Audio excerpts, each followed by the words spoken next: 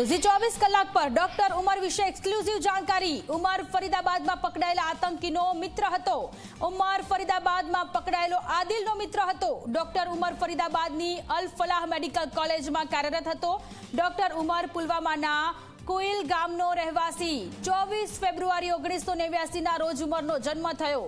Doctor ઉમરે શ્રીનગરની સરકારી medical કોલેજમાંથી degree લીધી। ડોક્ટર ઉમરે એમડીની ડિગ્રી લીધી।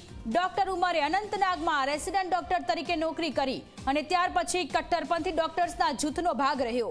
ટેલિગ્રામ ચેનલો પર ડોક્ટર ઉમર સક્રિય હતો। આ એક્સક્લુઝિવ માહિતી છે। 24 કલાક પર ડોક્ટર ઉમર વિશેની આ માહિતી છે। આ પહેલા જે બે આતંકીઓ ઝડપાયા હતા એમાંના એક આતંકીનો આ મિત્ર છે ડોક્ટર ઉમર, કે જેણે એમડીની ડિગ્રી લીધી છે।